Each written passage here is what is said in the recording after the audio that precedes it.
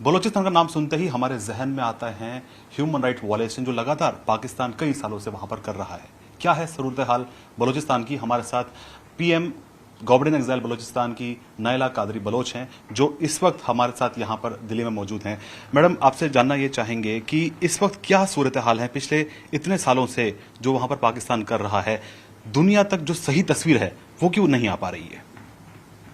देखिए, दो रीजंस हैं। एक तो ये कि दुनिया तक आवाज़ तो पहुंच रही है और आज की जो टेक्नोलॉजी है उसमें ये सब कुछ छुपाया नहीं जा सकता जो वो हमारे साथ कर रहे हैं। यानी जब बलूचों के घर जल रहे हैं, गांव जल रहे हैं, बाग जल रहे हैं और जिंदा जलाया जा रहा है हमें, तो वो सब तो सर्वेलेंस में तो उनके आता है, उन्हें पता है। दूसरी एक रीज़न ये है कि थिक वॉल है, थिक ब्लैकआउट है मीडिया का। मीडिया को इजाज़त नहीं है, इंटरनेशनल मीडिया वहाँ जा नहीं सकता। पाकिस्तानी मीडिया आर्मी के कंट्रोल में है पाकिस्तानी, और जो बलूच मीडिया है, बलूच जर्नलिस्टों का तो उन्होंने कत्लेआम किया है। Baloch journalist, Baloch writer, Baloch artist, social media activist, कोई भी मिले उन्हें वो उसका मर्डर कर देते हैं। तो बलूच जो जिस हालत में है इस वक्त, वो जेनोसाइड है। बलोच होना जुर्म है। आप बलोच हैं इसका मतलब ये कि पाकिस्तान को ये लाइसेंस हासिल है कि वो आपको कत्ल करे, आपके दिल जिगर आंखें निकाल कर बेचे, आपकी बहू बेटियों को उठाकर ले जाए, बलात्कार करे, रेप करे, आपके घर लूटे, आपकी दौलत लूटे, और उसको एक लाइसेंस मिला हुआ है बलूच को कत्ल करने का। तो हालत बहुत ख़राब है, बलूचिस्तान बहुत दुखी है और आग जल रही है, सिविल वॉर है, जेनोसाइड है, जो एट्रॉसिटीज़ हो रही हैं उन पर हमें नहीं समझ में आ रहा कि दुनिया खामोश कैसे है। जिस लेवल पे हमें मारा जा रहा है, आप कोसोवो के 2 मिलियन लोग एक मुल्क बना चुके हैं जेनोसाइड के नाम पर, क्योंकि वो कुछ जो इंटरनेशनल फोर्सेस हैं शायद उनके इंटरेस्ट में है। लेकिन बलूचिस्तान के 60 मिलियन लोग, 60 मिलियन लोग जेनोसाइड के हाथों दरबदर हैं, लेकिन हमारे लिए कोई आवाज़ नहीं उठती। हम दुनिया की सबसे बड़ी कौम हैं जो विदाउट कंट्री है। एक मुल्क के बगैर दुनिया की सबसे बड़ी कौम जो इस वक्त जी रही है वो बलूच है। हम जो खबरें देखते हैं, हम जो आए दिन खबरें पढ़ते हैं, क्योंकि बहुत सारी चीज़ें सामने नहीं आती हैं मीडिया में वहाँ पे, जैसे कि आपने बताया कि एक आयरन वॉल है जिसको क्रॉस करके बहुत सी खबरें दुनिया तक नहीं पहुँच पाती। तो असल तस्वीर क्या है? पाकिस्तानी आर्मी पर जो एलिगेशन लगते हैं, क्या पाकिस्तानी आर्मी वहाँ पर करती है आए दिन? वही जो मैं बता रही हूँ, पाकिस्तान की जो आर्मी है, आपने कोई ऐसा काम नहीं कर रही जो बांग्लादेश में आप लोगों ने देखा कि 30 मिलियन बंगालियों का जिन्होंने कत्लेआम किया, जिन्होंने 3 से 5 मिलियन बंगाली खवातीन के, औरतों के जो रिकॉर्ड आ रहे हैं कि उनका रेप किया इन्होंने, और 1 लाख बच्चे आउट ऑफ रेप पैदा हुए। आप एक मुल्क को, एक कौम को एक गम में और एक तकलीफ में डाल दें। बलूचिस्तान में तो जो ये कर रहे हैं उससे बढ़कर कर रहे हैं। यहाँ पर तो वो हमें काट रहे हैं, मार रहे हैं, जला रहे हैं। 60,000 बलूच उठाकर ले गए हैं जिनका कोई वेयर अबाउट्स का पता नहीं है, और उसमें बच्चे और उसमें औरतें हैं। 7 दिन की बच्ची भी ये उठाकर ले गए हैं। आप कोई एट्रॉसिटी ऐसी है जो आप सोच नहीं सकते। और अब जो इन्होंने काम शुरू किया हुआ है वो ऑर्गन हार्वेस्टिंग का काम है। बलोचों की बॉडीज मिली हैं जिनमें से ऑर्गन्स निकले हुए थे, और जब इस पर शोर मचा तो अब इन्होंने बॉडीज देनी बंद कर दी हैं, लाकर पूरी उसके साथ, या तो वो मास ग्रेव्स में हैं या इनके सीक्रेट्स वो हैं गड़े हैं जहां, और या फिर ऐसे ग्रेवयार्ड्स हैं जहां लाकर उन्हें दफनाया जाता है और उन पर एसिड डाल देते हैं ताकि पता ना चले कि ये किसकी बॉडी है और इसके साथ क्या हुआ। आप निश्तर हॉस्पिटल मुल्तान, जो पाकिस्तानी एक हॉस्पिटल है, उसकी छत पर 500 बलोचों की लाशें मिली हैं, और वो उनमें औरतें भी हैं, और उनके ऐसे जान सीने चिरे हुए थे जिसमें से ऑर्गन्स निकाले हुए थे। तो अगर हम बात करें पाकिस्तान की, तो पाकिस्तान एक बहुत बुरे दौर से गुजर रहा है। जो इकोनॉमिक क्राइसिस वहां पे हो रखे हैं, उनको आईएमएफ से लोन अभी हाल ही में एक किश्त उनको मिली है। तो जो इकोनॉमिक क्राइसिस पहले से ही पाकिस्तान में है, पाकिस्तान का आम नागरिक जो मेन शहरों में रहता है वो भी परेशान है। तो ऐसे में जो बलूचिस्तान का इलाका है, तरक्की तो दूर की बात है, वहां पे इस माहौल में वहां पर किस तरह लोग गुजर बसर कर रहे हैं जब पाकिस्तान अपने आप में ही एक क्राइसिस से गुजर रहा है? देखिए, पाकिस्तान का जो क्राइसिस है वो तो बहुत पहले से ओवरड्यू है। जो पाकिस्तान बनाया गया एक लेबोरेटरी के अंदर, एक आर्टिफिशियल मुल्क है, ये कोई नेचुरल वो तो है नहीं। इसको इसलिए नहीं बनाया गया कि ये एक मुल्क होता, ये बनाया गया है कि आर्मी का एक जो ग्रोह है, ग्रुप है, जो किराए के फौजी हैं, जो कहीं जाकर भी किसी भी सिविल पॉपुलेशन को तबाह कर सकते हैं। तो वो जिस मुल्क की कोई जो बेसिक आपको जो इंस्टीट्यूशंस चाहिए होते हैं किसी मुल्क के लिए, वो तो है ही नहीं पाकिस्तान के पास। पाकिस्तान में सिर्फ एक इंस्टीट्यूशन है, आर्मी। उनकी जो पार्लियामेंट है, जुडिशरी है, मीडिया है, गवर्नेंस सारी की सारी वो तो आर्मी करती है। आर्मी ने पपेट्स रखे हुए हैं। तो उनका जो अपना मुल्क है वो अगर चल रहा है तो लूट मार पे चल रहा है। बलूचिस्तान के रिसोर्सेज लूटते हैं, पश्तून जो इलाका है उसके रिसोर्सेज लूटते हैं, सिंधु देश के रिसोर्सेज लूटते हैं। और इस लूट मार के अलावा अफगानिस्तान में जो इन्होंने 40 साल कत्लेआम किया अफगानों का, उनके बाग जलाए, उनके घर जलाए और उनकी जिंदगियां बर्बाद की, और उस पर जो इन्होंने दुनिया से दौलत लूटी नेटो मुल्कों से, ये तो इसी चीज पर, लूट मार पर पल रहे हैं।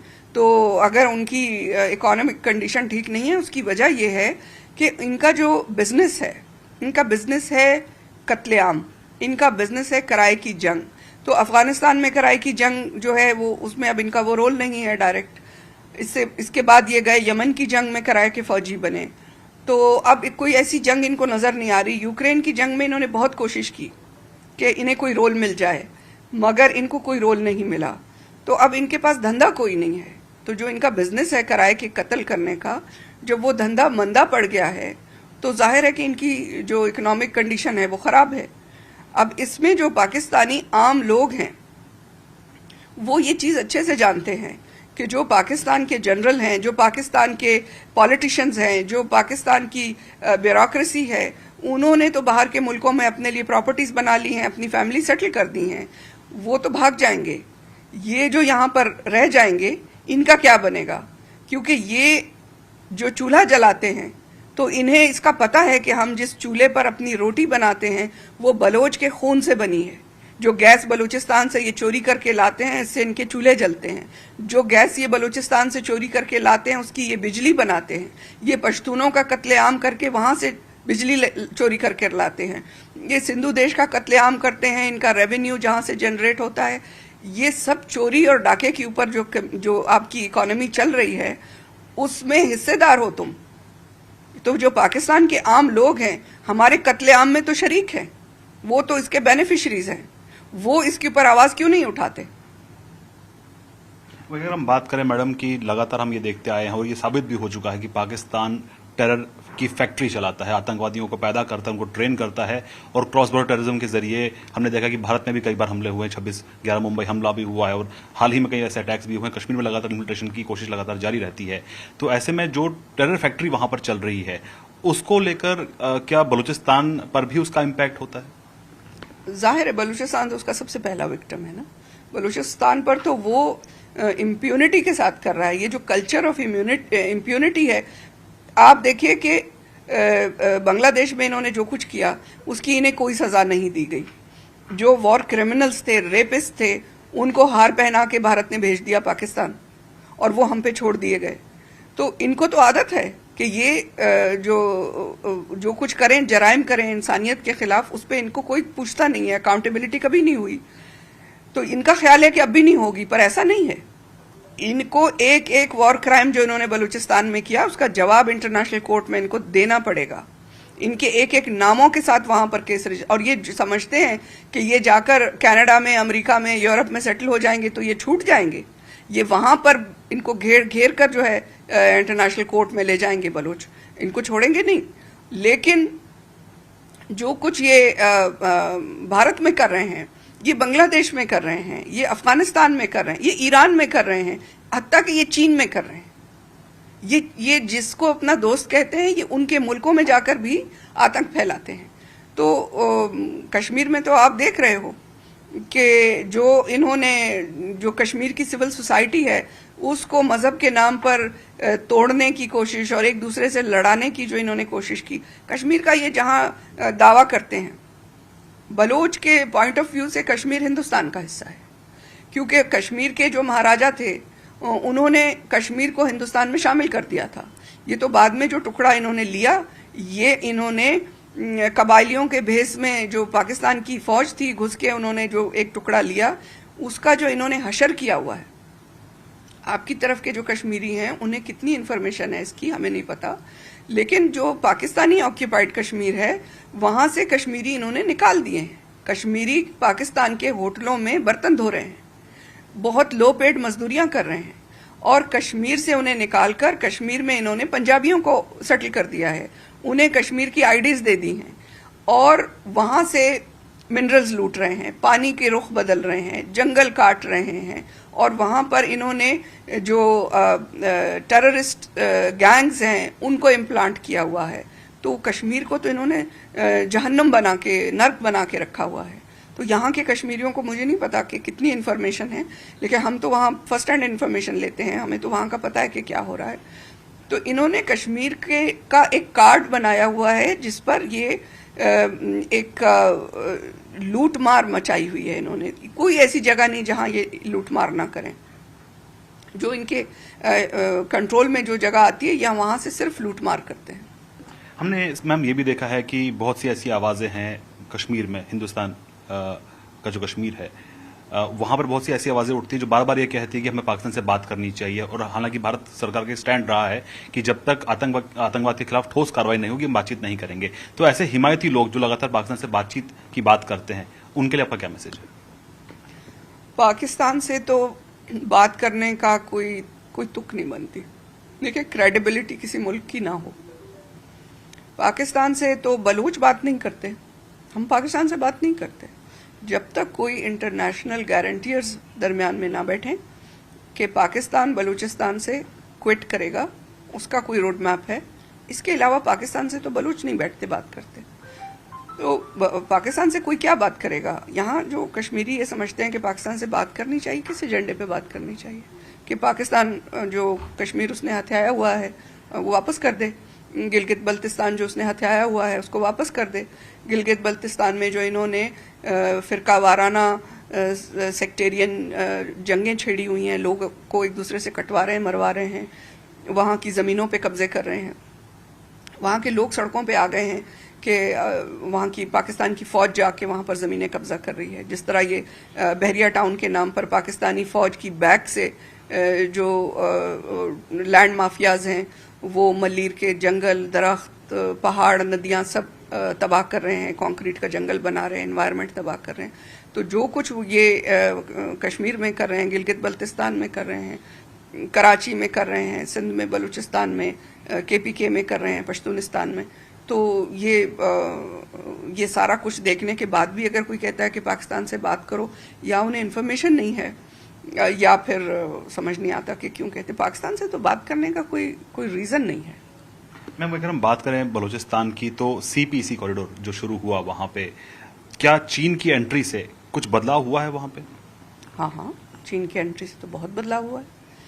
चीन की एंट्री से सबसे बड़ा बदलाव ये हुआ है कि जो ह्यूमन राइट्स वायलेशंस थी वो जेनोसाइड में बदल गई। जो पहले मारामारी थी एक लेवल पर, वो इस लेवल पर आ गई है कि अब बलोच उनसे ज़मीन पर बर्दाश्त नहीं होता। वो कहते हैं कि ज़मीन हमें मिल जाए, पोर्ट्स हमें मिल जाएं, सोने की कानें और गैस और तेल हमें मिल जाए, पर बलोच ना हो यहाँ। तो बलोच की जो नस्ल कुशी कर रहे हैं उसकी जो सबसे बड़ी एक रीज़न है वो CPEC है, चाइना पाकिस्तान इकोनॉमिक कॉरिडोर। वो कहते हैं हमारे लिए तो डेथ कॉरिडोर है। एक आखिरी सवाल, BLA, हमने देखा है दिनों BLA की तरफ से अटैक्स होते हैं पाकिस्तानी आर्मी के ऊपर, और ये एक ऐसा फैक्टर है जिसको कहीं ना कहीं पाकिस्तान क्लेम करता है कि हम पे अटैक्स इस तरह पे वहाँ पे उस तरह हो रहे हैं, वो एक सिंपैथी गेन करने की कोशिश करता है। तो जब इस तरह के आउटफिट्स वहाँ पे काम कर रहे हैं तो इंटरनेशनल लेवल पे आपको समर्थन क्यों नहीं मिल पा रहा? क्या यही रीज़न है? नहीं, ये कोई रीज़न नहीं है। जो डबल स्टैंडर्ड्स हैं, जो दोहरे मयार हैं, सो कॉल्ड जो इंटरनेशनल हैं उनके, कि यूक्रेन पर अगर रशिया की इन्वेजन है तो उसको लेकर ये सब दुखी हो गए और सारे जमा हो गए और सब असला भेज रहे हैं और पैसे डाल रहे हैं और यूक्रेनियंस को सेटल कर रहे हैं, यूक्रेनियंस को परसिक्यूटेड पीपल का स्टेटस दिया है।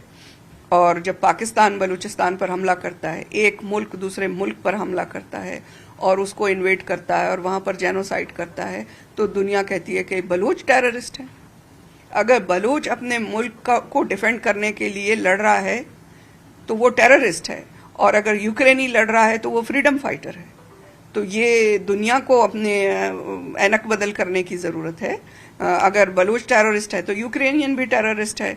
तो फिर जो अमेरिका की सिविल राइट्स की जो वॉर हुई, जो अमेरिका ने अपनी जंग लड़ी बरतानिया से आज़ादी के लिए, जो फ्रांस ने लड़ी, तो वो भी टेररिस्ट हैं। तो तुम्हारे बड़े भी टेररिस्ट थे। बलूचिस्तान के हालात को लेकर आप हिंदुस्तान से क्या उम्मीद करती है? इंडिया का क्या रोल है बलूचिस्तान में, जो क्राइसिस है, जो ह्यूमन राइट वायलेशन वहाँ पर लगातार हो रहे हैं? हिंदुस्तान की सरकार से आप क्या अपील करती हैं? जी, हमारी बहुत सालों से ये अपील है।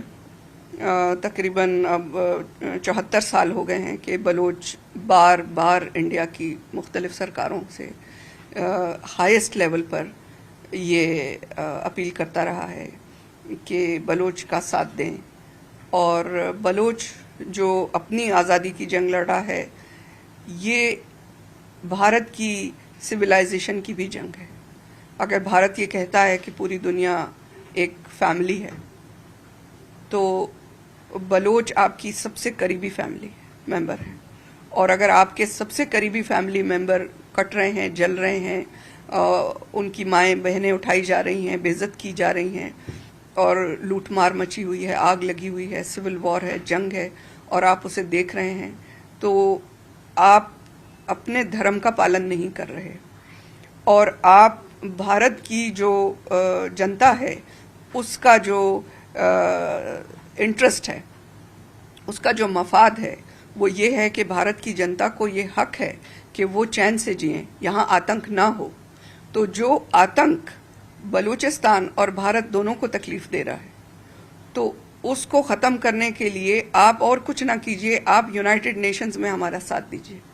आप जो हम आवाज़ उठा रहे हैं यूनाइटेड नेशंस में बलूचिस्तान के लिए कि बलूचिस्तान में स्पेशल रिपोर्टर भेजें, बलूचिस्तान में इंटरवेंशन करे यूनाइटेड नेशंस, इंटरनेशनल कम्युनिटी जाए और जो जेनोसाइड हो रहा है उसे रोकें, और जो घुस के बैठा है पाकिस्तान बलूचिस्तान की इंटरनेशनल बॉर्डर्स को वायलेट करके, वो वहाँ से बाहर निकाला जाए। ये इसमें से कोई ऐसी डिमांड नहीं है जो इंटरनेशनल लॉ के खिलाफ हो, कोई ऐसी डिमांड नहीं है जो इंसानियत के खिलाफ हो, जो वायलेंस हो। ये सब की सब पीसफुल, डेमोक्रेटिक, इंटरनेशनल लॉज के अकॉर्डिंगली डिमांड्स हैं। और इसमें इसको ज़्यादा सीरियस बनाया जा सकता है, इसको ज़्यादा पावरफुल बनाया जा सकता है अगर हमारे जो भारत है या जो और जो ऐसे देश हैं जो समझते हैं कि आज़ादी और इंसानियत एक एजेंडा है, तो वो इसको बहुत सीरियसली और बहुत पावरफुली हमारे लिए आगे बढ़ा सकते हैं। हमसे बात करने के लिए बहुत बहुत शुक्रिया। तो ये थे नायला कादरी बलोच। कैमरा पर्सन जगदीश के साथ शैलेंद्र वांगू, न्यूज़ 18 नेटवर्क, नई दिल्ली।